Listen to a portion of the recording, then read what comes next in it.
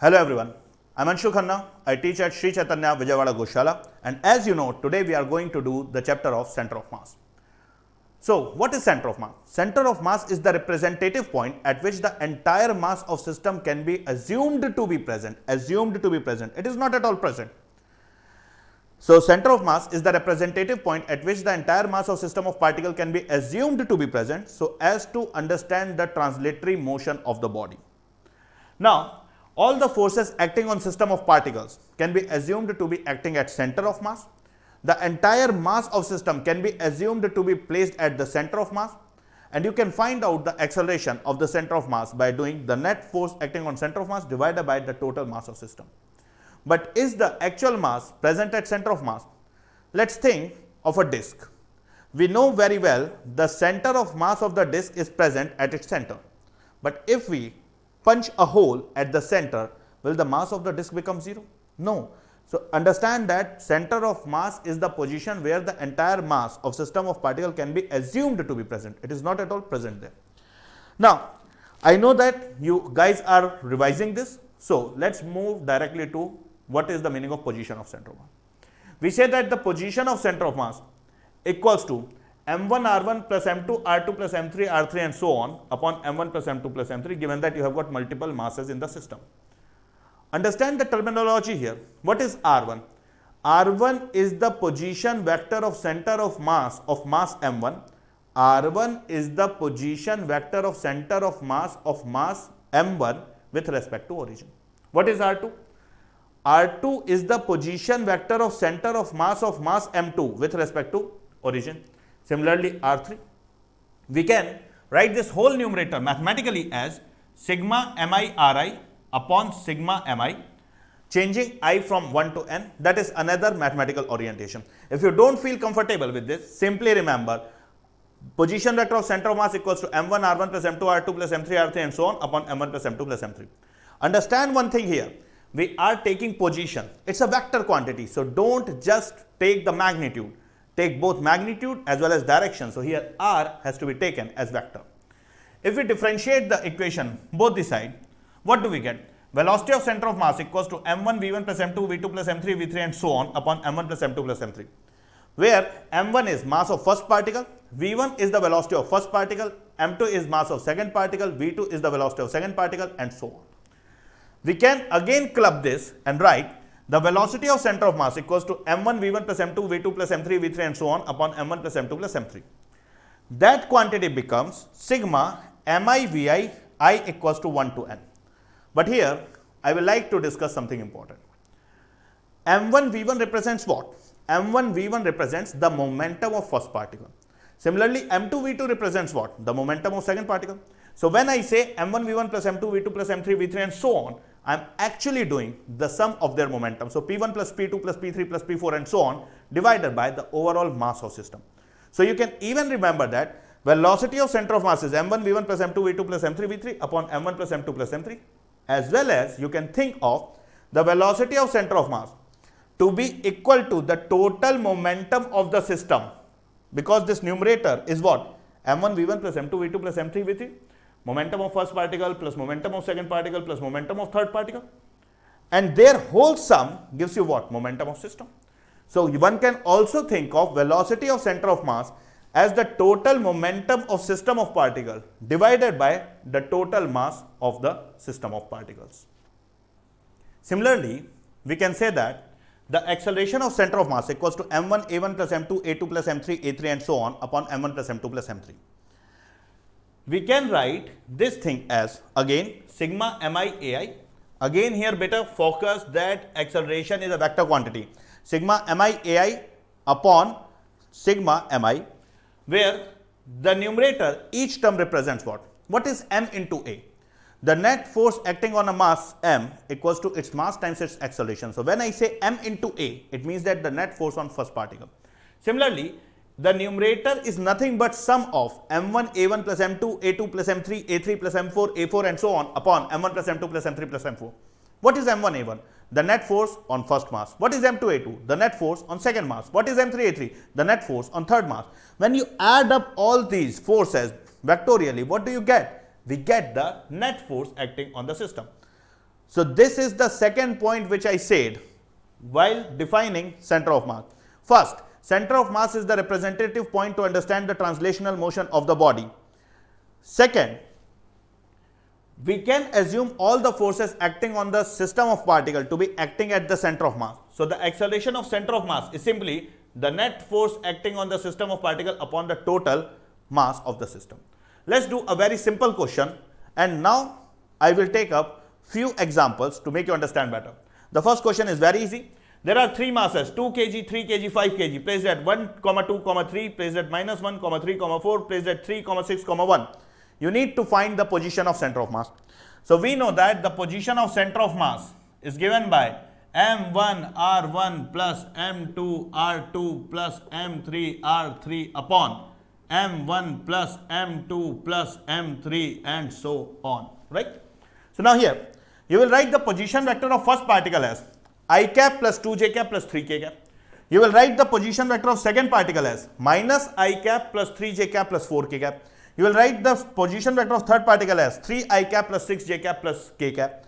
Now simply do m1 r1 plus m2 r2 plus m3 r3. So you will get the position vector of center of mass as m1, the mass of first particle, 2 kg, position vector I cap plus 2j cap plus 3k cap, plus mass of second particle, how much? 3 kg.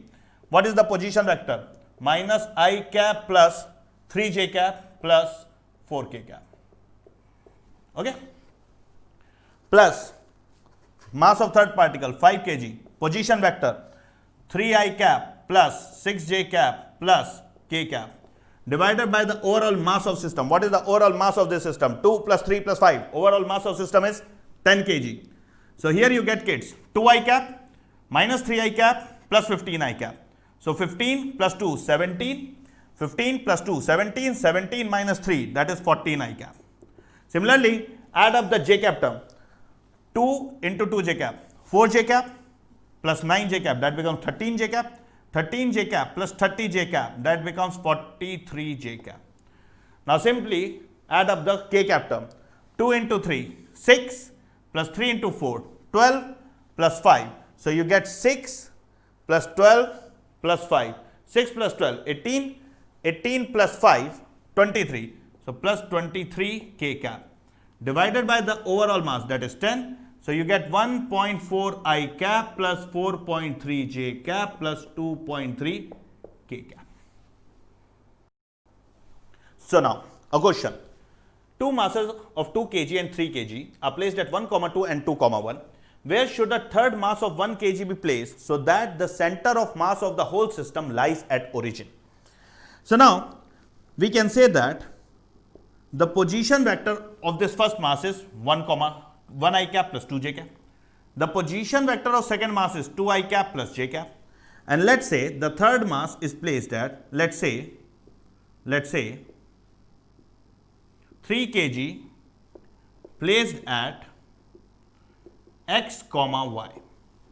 So we can write m1 r1, and you can write r1 as I cap plus 2j cap, plus m2 r2, 3 times 2 I cap plus j cap, plus m3 r3, 1 into x I cap plus y j cap.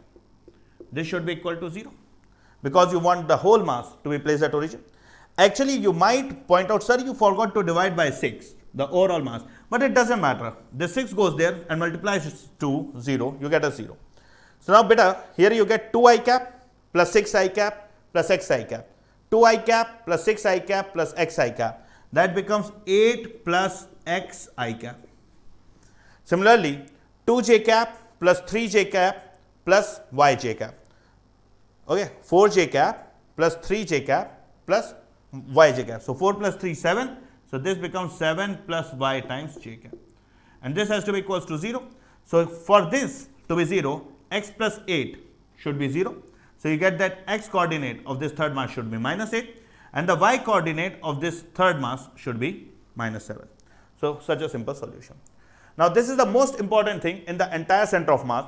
If you understand this, the cutting question that from a big disk, a small disk removed, from a big disk, something removed, those questions you can easily handle. Second thing beta, if you remember this solution, you will be easily able to do those type of question that there's a monkey hanging from the balloon. If the monkey moves, how much the balloon moves, or there is a person on a plank. If the person moves, how much the plank move. That type of question. We will practice them later. So now here, we need to understand the two mass system. Let's say there are two masses m1 and m2 separated by distance d. We need to find where is the position of their center of mass. So how to find it?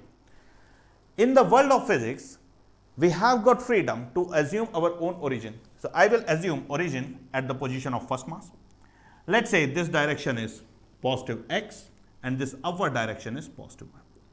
Since the second mass also lies on the x-axis, its y coordinate will be 0. So if the coordinate of first mass is taken as 0, 0, the coordinate of the second mass will be d, 0. Now we need to find the position of center of mass. So I will say that the x coordinate of center of mass equals to m1 x1 plus m2 x2 upon m1 plus m2. So that becomes m1 into 0 plus m2 into d by m1 plus m2. This means that the center of mass of these two masses m1 and m2 is at a distance m1 d by m1 plus m2 from the mass m1. And if I find out this distance, what has to be this distance? D minus m1 d by m1 plus m2. So this distance is m2 d by m1 plus m2. Now what we need to muggify here is this fact. Let's say we have got two masses m1 and m2. And their center of mass lies somewhere between them. At distance r1 from m1 and at distance r2 from m2. What is this point, beta? This is the center of mass m1 and m2. Okay. Notice that r1 is what? m1 d by m1 plus m2. What is r2? m2 d by m1 plus m2. So we can say that m1 r1 has to be equals to m2 r2. Why, sir? Because m1 into this distance comes out to be m2 d by m1 plus m2 and this distance comes out to be m1 d by m1 plus m2. Here I got m2 d by m1 plus m2. So now m1 r1, m1 into m2 d by m1 plus m2 equals to m2 into m1 d by m1 plus m2. m1 r1 equals to m2 r2 for two mass system. Remember this, I will use it at many places in the following series. So in this two question, we need to find the position of center of mass. The first question, there are three masses 1 kg, 2 kg, 3 kg placed at the three corners of an equilateral triangle of side length 1 meter. You need to find the distance of center of mass from this mass of 1 kg.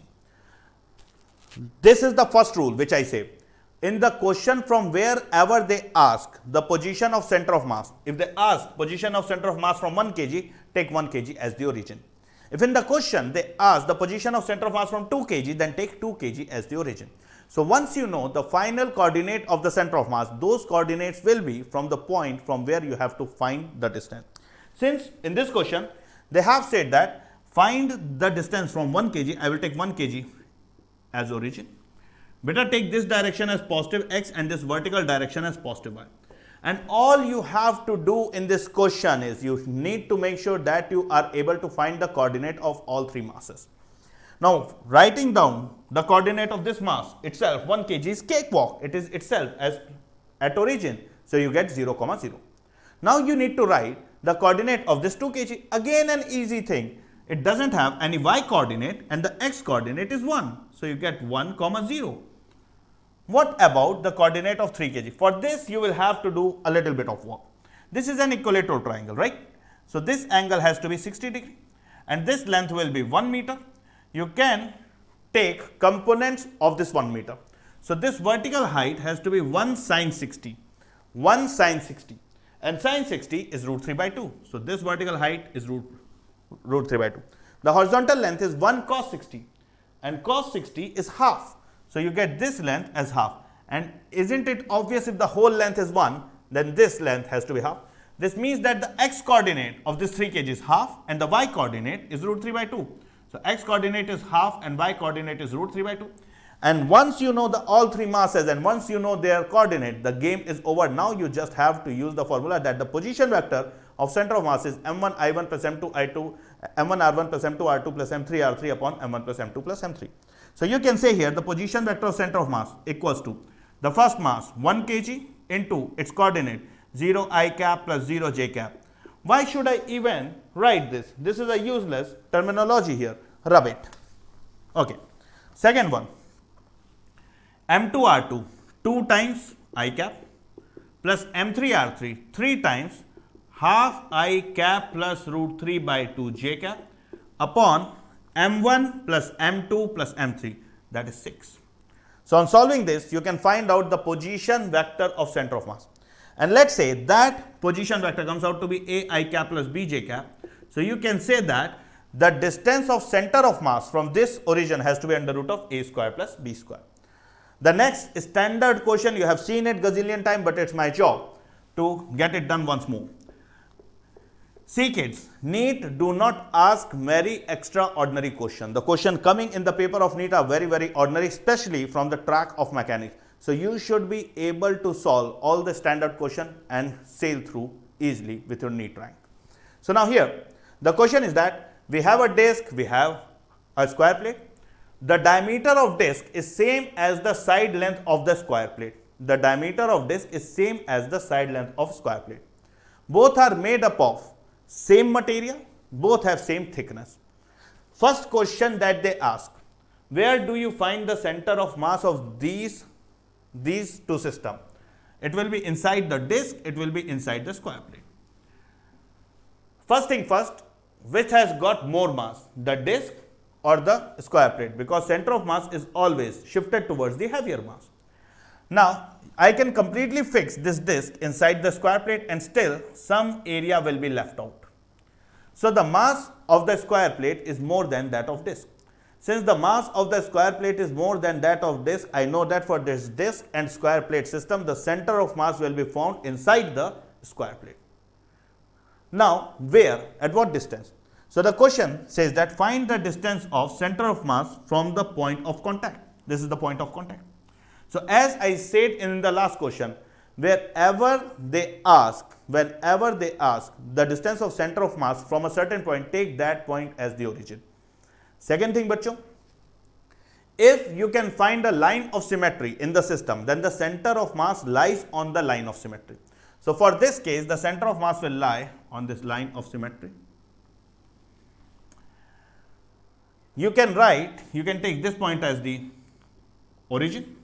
The center of mass of square plate will be at its center, and the coordinate of the center of mass of this square plate, if I take this direction as x and the upward direction as y, I will say that the coordinate of the center of mass of this square plate will be a by 2, comma 0, y coordinate is 0.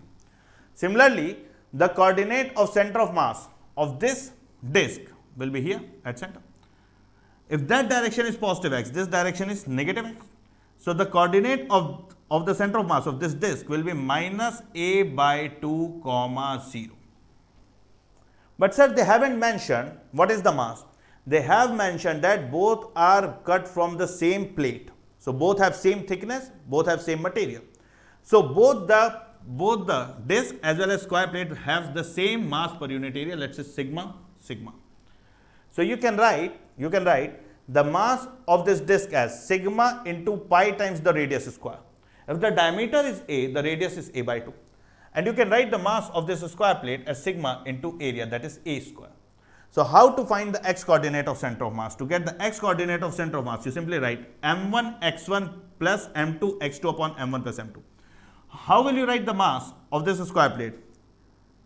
Mass per unit area into area. m1 x1, the x coordinate will be a by 2, plus m2 x2, the mass per unit area sigma into area pi a by 2 whole square into its x coordinate. The x coordinate of center of mass is minus a by 2 upon m1 plus m2. So sigma a square, the mass of first one, plus sigma pi into a square by 4, the mass of second one.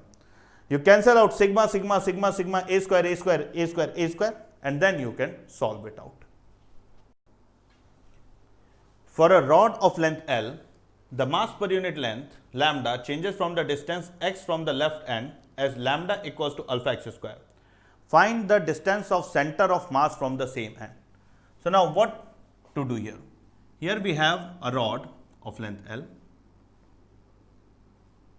and we know that the mass per unit length changes with distance x from the left end as per the relationship lambda equals to alpha x square. We need to find the distance of the center of mass of the rod from the same end. We can say that xcm equals to sigma m1 x1 plus m2 x2 plus m3 x3 and so on upon the overall mass of system. But what to do when we have a continuous mass system? For a continuous mass system, we say that the x coordinate of center of mass equals to integral x dm upon integral dm. Now, let's understand what is dm. Divide the whole continuous system into infinite number of infinitely small pieces. And let's say one such infinitely small piece has an infinitely small mass dm. What is x? X is the x coordinate of the center of mass of infinitely small mass dm. X is the x coordinate of center of mass of infinitely small mass dm. So how to find the position of the center of mass of this rod? This type of question have came in NEET, but every time the question has came, it has been for a linear rod. So that's make this question important, and this question is not at all tough. It's an easy question. So go at some random distance x from the left end. Think of one infinitely thin element having an infinitely small thickness dx. The infinitely small mass of this infinitely small thickness dx, the infinitely small mass dm, will be equals to the mass per unit length at distance x, which is lambda, multiplied by the infinitely small thickness dx. You can write the mass per unit length lambda at distance x as alpha x square. So you can write dm as alpha x square into dx. So you get that the x coordinate of center of mass equals to integral alpha x square dx. This is dm into x, dm into x. What is x beta? X is the x coordinate of center of mass of this infinitely small mass dm. So its x coordinate is x upon integral dm alpha x square dx. Substitute limit. We will change x from where to where. The lower limit of x where the rod start at x equals to 0 and the upper limit of x where the rod ends at x equals to L. So substitute limit from 0 to L, 0 to L. So from numerator and denominator you can take alpha common. So you will get the x coordinate of center of mass equals to integral x cube dx, and integration of x cube dx gives you x raised to power of 4 by 4 upon integration of x square dx. Integration of x square dx gives you x cube by 3, lower limit 0, upper limit L, lower limit 0, upper limit L. When you do this upper limit minus lower limit, you get that x coordinate of center of mass comes out to be L raised to power of 4 by 4 upon L cube by 3. Cancel out L cube in numerator denominator. So you will be left with 3L by 4. One thing which I want you to understand is, as we go from left to right, you can see that as the x coordinate increases, the mass per unit length increases. This means that the right half will be more dense. It will have more mass than the left half. And we know that the center of mass is shifted towards the heavier mass.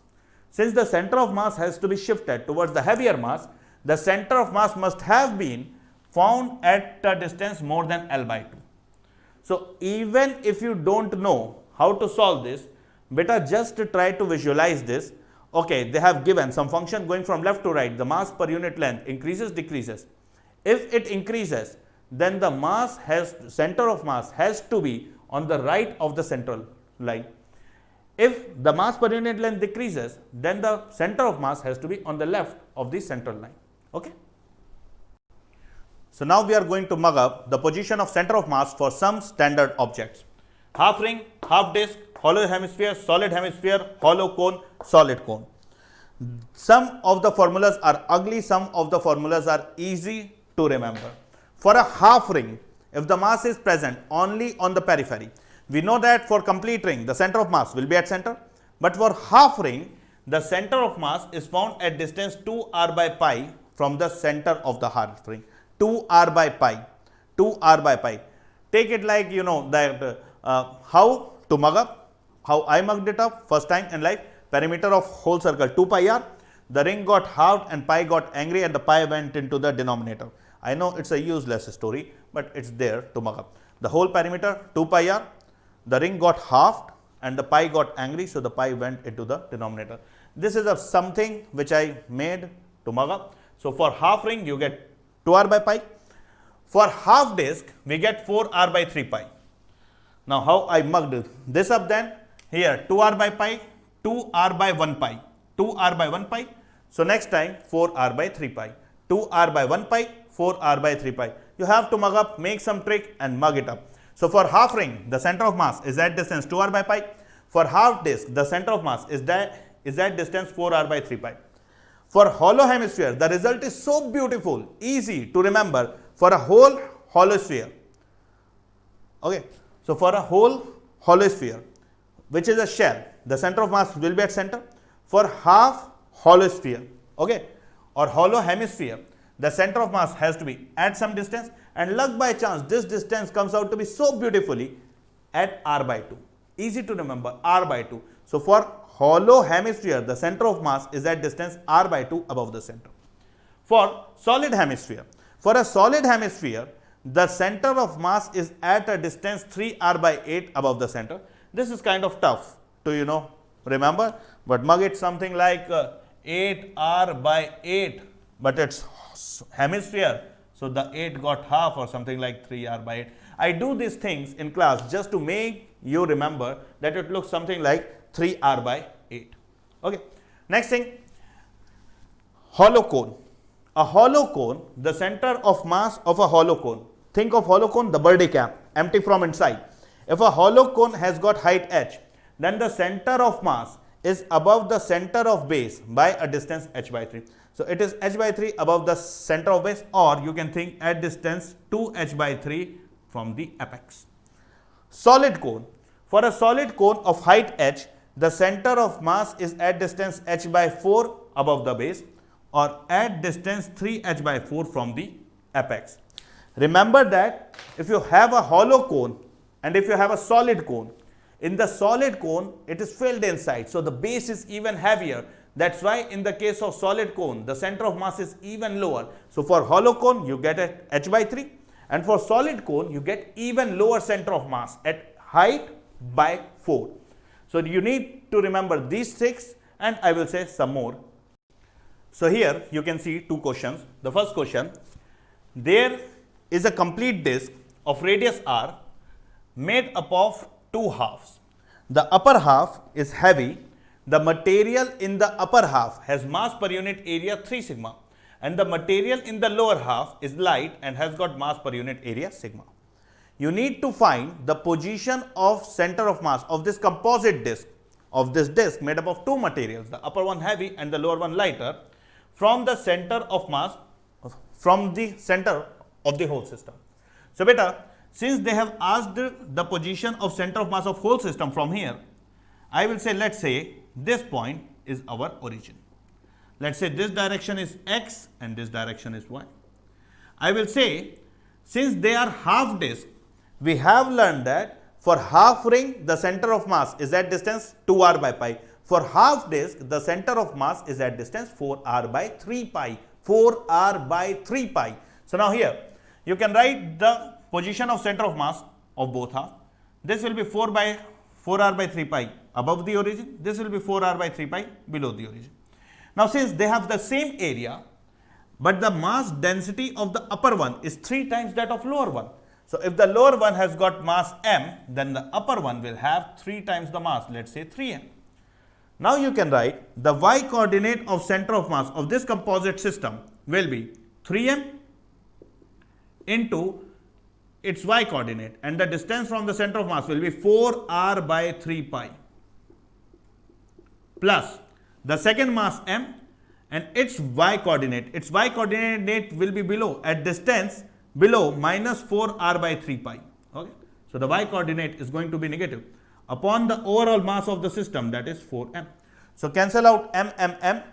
Here you get 3 times 4r by 3 pi minus 1 times 4r by 3 pi. Subtract them and cancel out m and solve.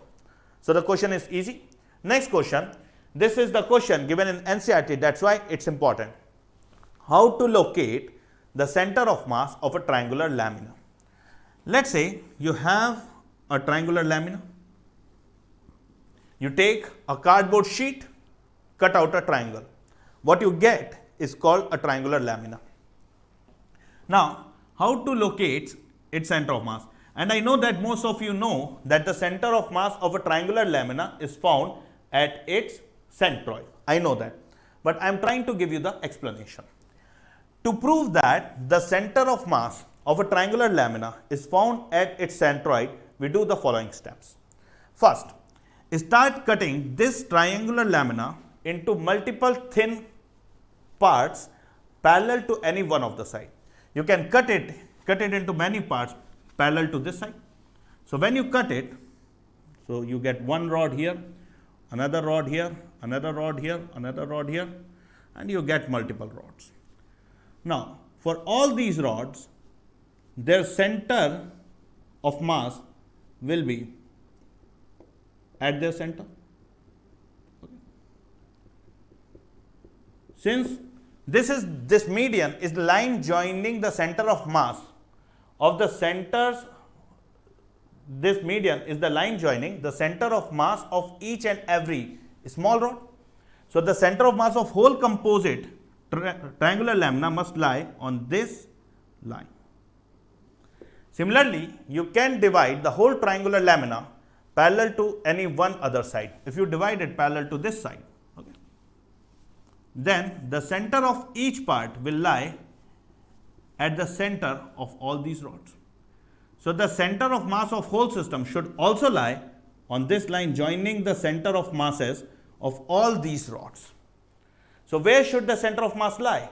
The center of mass should lie at the point of intersection of the two medians, and that is nothing but the centroid. What I tell students to remember after this is, if you know the coordinates of the three vertices of a triangular lamina, let's say the coordinates are x1, y1, x2, y2 and x3, y3, then the coordinate of centroid, x coordinate of centroid, very easy to remember, x1 plus x2 plus x3 by 3, and similarly the y coordinate of centroid is y1 plus y2 plus y3 by 3.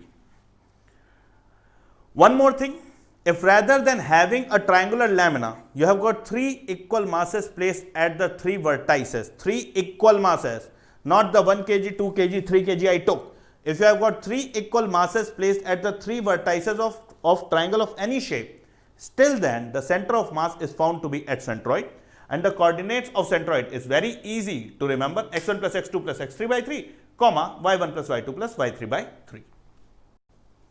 So, two more examples. The first example, there are two blocks of 4 kg and 6 kg. The block of mass 6 kg has got velocity of 6 meter per second towards right, and the block of mass 4 kg has got velocity of 4 meter per second towards left. Right now, the 4 kg block stands at x equals to 0, and the 6 kg block stands at x equals to 20. You need to find the position of center of mass at time equals to 4 seconds. What will be the position of center of mass at time equals to 4 seconds, given that the two blocks are placed on the frictionless surface, so there is no friction force acting. So now, this question might sound tough, but it's an easy question. Here you need to do just two things. First, look at the initial position of center of mass, look at the velocity of center of mass. Since no external force acts on the system of 4 kg and 6 kg, since no external force acts on the system of 4 kg and 6 kg, the velocity of their center of mass remains constant. How much? We will say that the velocity of center of mass will be how much, beta? m1 v1 plus m2 v2 upon m1 plus m2. So 6 into 6, 36 plus 4 into 4, 16, m1 v1 plus m2 v2 upon m1 plus m2. Here students do a grave error of not treating velocity as a vector.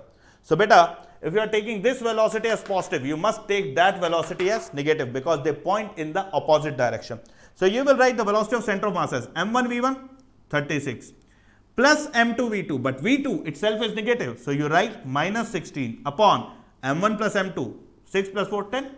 So you get 36 minus 16, 20, 20 by 10, 2 meter per second.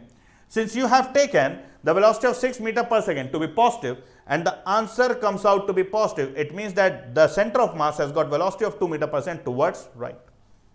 Next thing, this is not at all our mission. Our mission is to find the position of center of mass at time equals to 4. At least I know that the center of mass goes towards right with the velocity of 2 meter per second. So in 4 seconds, how much will the center of mass move? If it moves by 2 meter every second, so in 4 seconds, it will move by 8 meter. But question is, find the position of center of mass at time equals to 4, but the initial position of center of mass is not 0. What is the initial coordinate of center of mass? So you will say x coordinate of center of mass initially, okay, will be equal to m1 x1 4 into 0 plus m2 x2 6 into 20 upon m1 plus m2 10. So here you get 6 into 20, 120 by 10, that is 12. So initially the center of mass is at x equals to 12 and center of mass goes with a constant velocity of 2 meter per second. Then where will you find the center of mass at time equals to 4? In 4 seconds the center of mass would have moved by 8 meter. Initially it is at 12, it has moved by 8 meter, so you will find the center of mass at x equals to 20. Alternate method that you could have done, find the position of this block at time equals to 4. At time equals to 4, this block will be at minus 16. Right now at 0, goes backward with 4. At time equals to 4, this block will be at minus 16. At time equals to 4, where will be this block? It goes with a speed of 6, so in 4 seconds will move by 24. Right now at 20 will move forward by 24, so you will find this block as 44. And then you can use m1 x1 plus m2 x2 upon m1 plus m2 so as to find the velocity of center of mass at 4 seconds. Next question, there is an Atwood machine, massless pulley, massless string. There are two blocks of mass 4 kg and 6 kg hanging. You need to find the acceleration of center of mass of 4 kg and 6 kg system. You need to find the acceleration of center of mass of 4 kg and 6 kg system. From the study in Newton's law, you have learned that here there will be a downward force of 60 trying to move the whole system clockwise.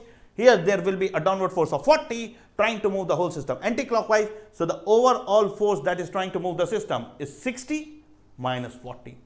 So the overall net force along the string comes out to be 20. The mass of the whole system is 10. So the acceleration comes out to be 20 by 10. So this will have downward acceleration of 2 meter per second square, and this one will have upward acceleration of 2 meter per second square.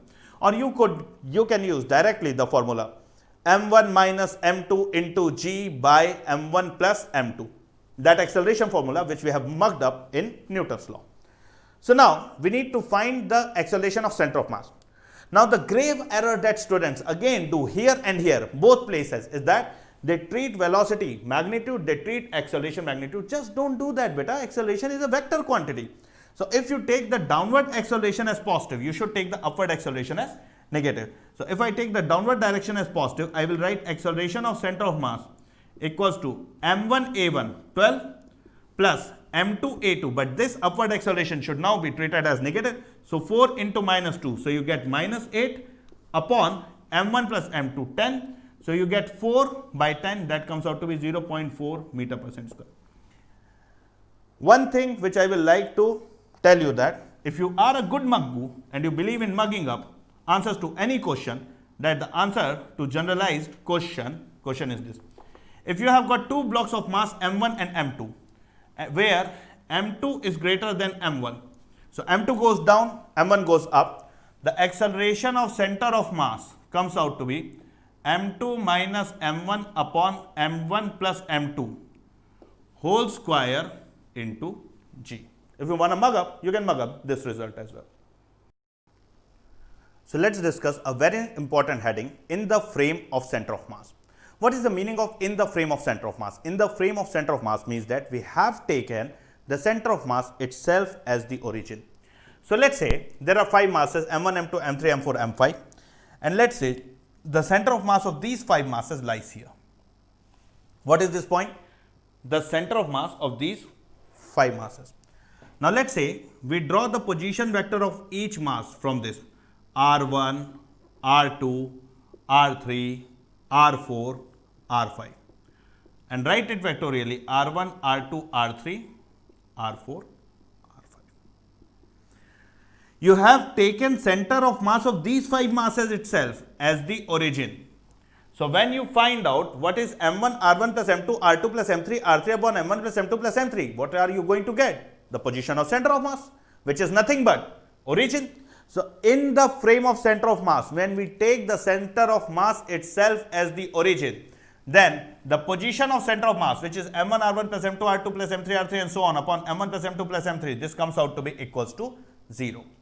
Now you can multiply this m1 plus m2 plus m3 towards right, and you get m1 r1 plus m2 r2 plus m3 r3 equals to 0. Beta, again I am saying these positions are vector quantities, so they must be taken vectorially. So understand that m1 r1 plus m2 r2 plus m3 r3 equals to 0. This is called moment of mass is 0. Not at all that much usage. The second one, if I differentiate each term here, dr1 by dt gives me velocity of first particle, dr2 by dt gives me velocity of second particle, dr3 by dt gives me velocity of third particle. But beta, what is r1, what is r2, what is r3? r1, r2, r3 are position of first, second and third particle with respect to center of mass. On differentiating it with respect to time, you get v1, v2, v3. What are they? They are the velocity of particle 1, particle 2, particle 3 with respect to center of mass, because we are learning the heading of in the frame of center of mass. So in the frame of center of mass, the mass of first particle times its velocity with respect to center of mass, plus mass of second particle times its velocity with respect to center of mass, plus mass of third particle times its velocity with respect to center of mass, and this whole sum becomes 0. I ask you, what does this term represent? This is the momentum of first particle with respect to center of mass. This is the momentum of second particle with respect to center of mass. This is the momentum of third particle with respect to center of mass. So you can say in the frame of center of mass, this is an important statement which I am saying, in the frame of center of mass, the momentum of the system of particle is 0. In the frame of center of mass, the momentum of system of particle is 0. Similarly, if I differentiate it once more, I get m1 a1 plus m2 a2 plus m3 a3 equals to 0.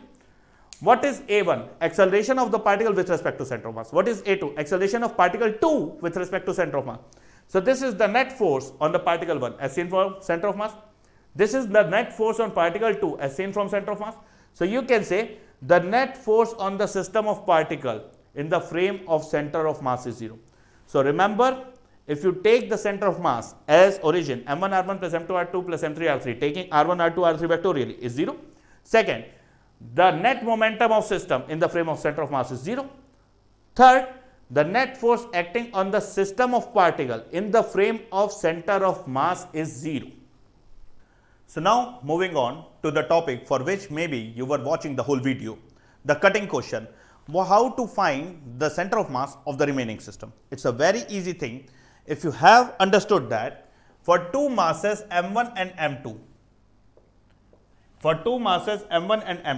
if the center of mass is at distance r1 from m1 and at r2 from m2, m1 r1 comes out to be equals to m2 r2.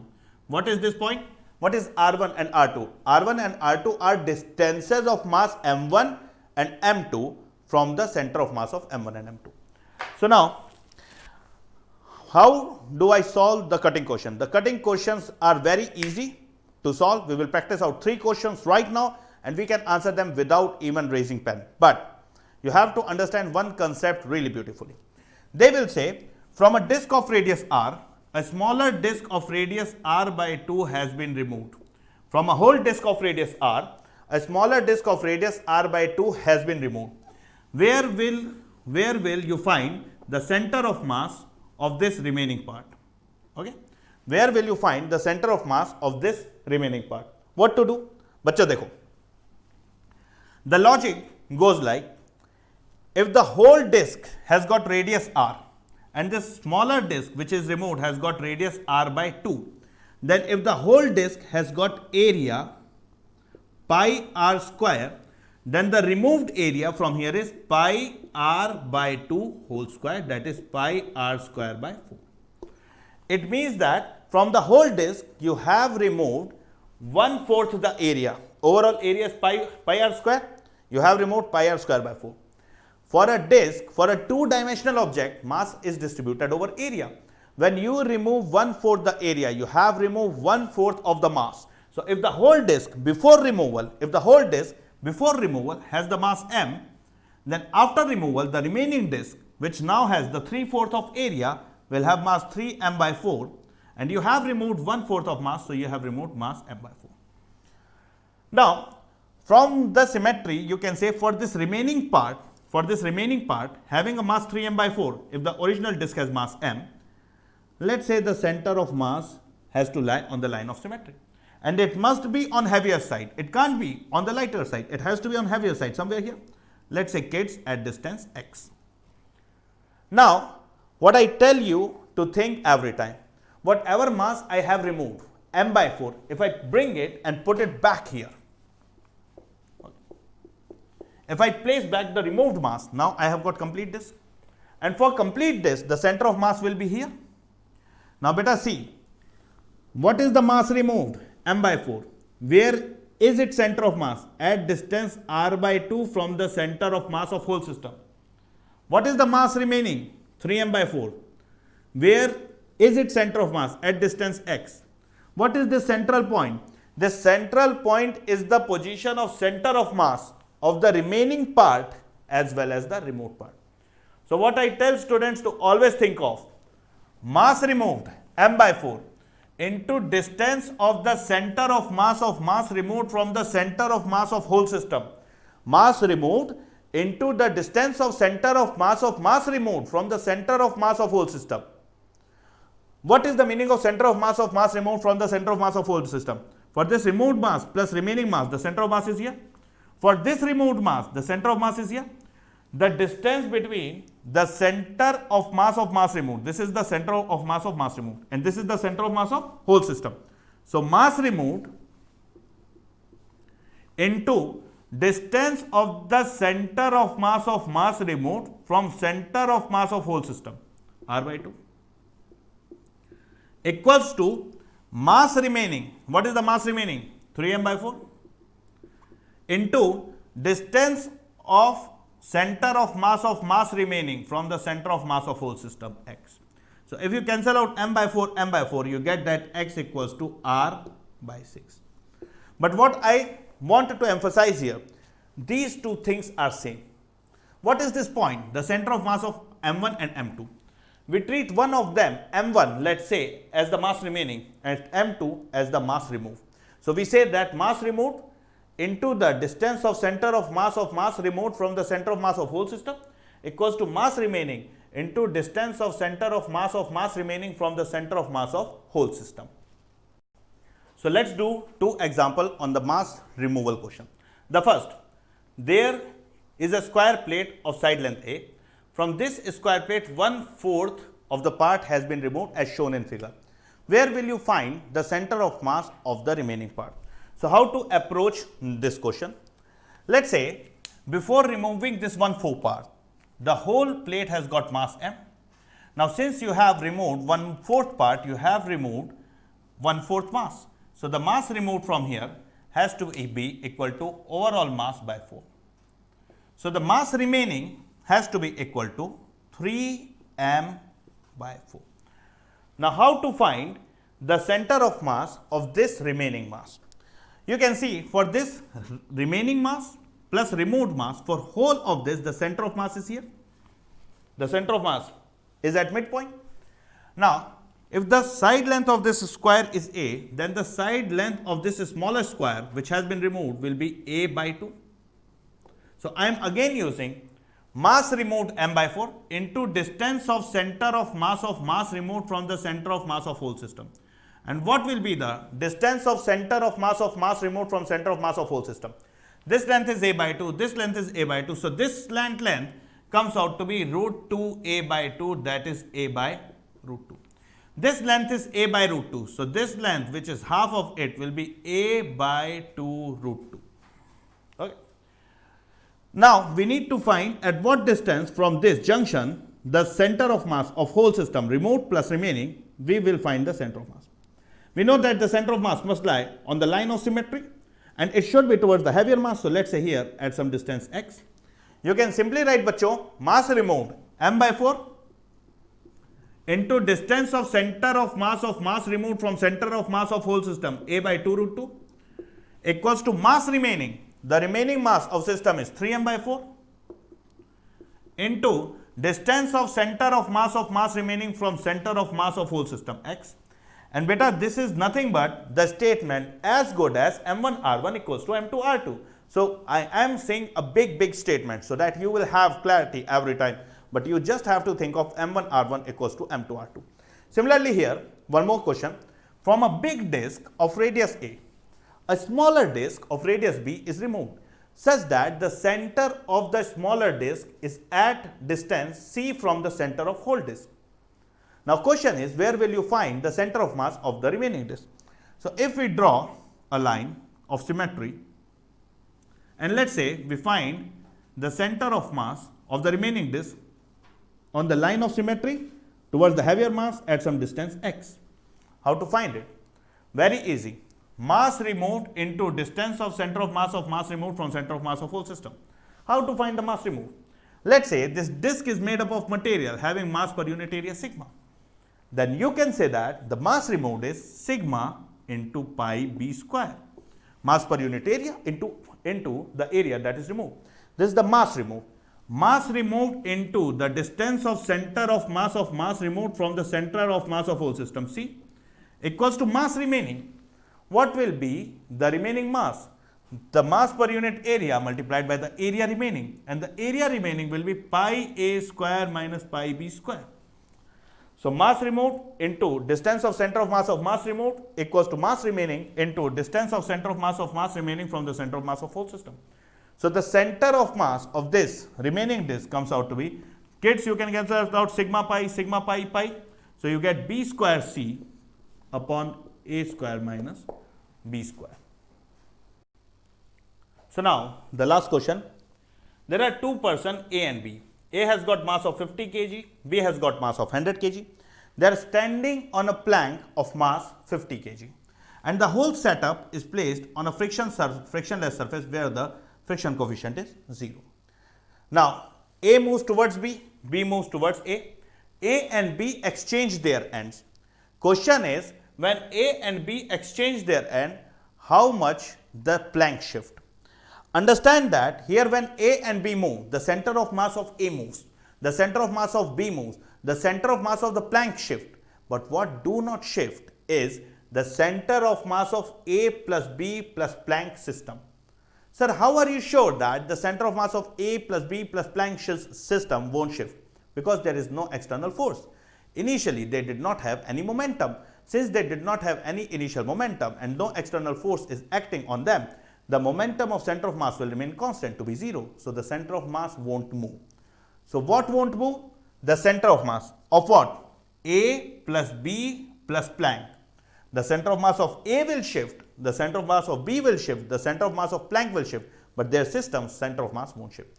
And we use exactly this concept to find out how much the plank shift. Now let's say I don't know whether the plank will shift towards right or left. I don't know, and I don't even waste time thinking on it. So I just assume that let's say the plank shift by some distance x towards right, because I need to find what is the shift in plank. Let's say beta this point I have taken as origin, and all you need to do is very cleanly redraw the whole system. Okay, keep it clean, otherwise you will get confused. Now let's say the plank shifts by distance x. If the plank shifts by distance x, then the left end of plank will move away by distance x. Now the person B of mass 100 kg is on the left end, and the person A of mass 50 kg is on the right end. and the center of mass of plank will be again at its center. They have given that the plank has got length of 30 meter. So the concept I am going to use here is that the center of mass of whole system do not move. Let's find the initial x coordinate of center of mass. So I will write m1 x1. The x coordinate of center of mass A is 0. The x coordinate of center of mass of this 50 kg plank is 15, and the x coordinate of the center of mass of this 100 kg person is 30. So you will write the initial position of center of mass, x coordinate of center of mass as 50 into 0 plus 50 into 15 plus 100 into 30 upon overall mass of system, and the overall mass of system is 50 plus 50 plus 100, that is 200, equals to. Now when the plank has shifted by distance x, m1, this coordinate of person B who has got mass of 100 kg is now x. The coordinate of center of mass of plank is, the whole length is 30, half is 15. So the coordinate of center of mass of plank is x plus 15. And the coordinate of center of mass of this person of mass 50 kg is x plus 30. So you will write the final coordinate as m1 x1 100x plus m2 x2 50 into 15 plus x plus m3 x3 50 into x plus 30 upon m1 plus m2 plus m3, that is again 200. So you can cancel out 200, 200. Here you get 50 into 15 plus 100 into 30. So, and on right hand side you get 100x plus 50 into 15 plus 50 into x plus 50 into x plus 50 into 30. So on left hand side you can write 50 into 15 plus 100 into 30, and on right hand side you get 100x plus 50x plus 50x, that is 200x plus 50 into 15 plus 50 into 30. So bachcho, you can see on both the side 50 into 15 get cancelled. This is 100 into 30, this is 50 into 30 on the right hand side. When this 50 into 30 moves from right hand side to the left hand side, you get 100 into 30 minus 50 into 30. So that becomes 50 into 30. And on the right hand side, you have 200x.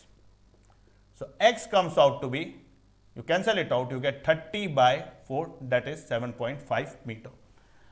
So how to solve these type of shifting question? First thing beta, remember that if there is no external force acting, the center of mass of whole system won't shift. Second thing, go slow. Just visualize the initial coordinates of each one. Then if they have asked in shifting of plank, assume it whether it shifts towards right or left. If beta here, I would have assumed that the plank shifts towards left, I would have got a negative answer, minus 35 by 4. And that minus answer would have told me that rather than shifting towards left, the plank has shifted towards right. So now, go slow in these type of question, find out some question in material and practice them out. In the next session, we will do collision. Till then, take care. Bye-bye.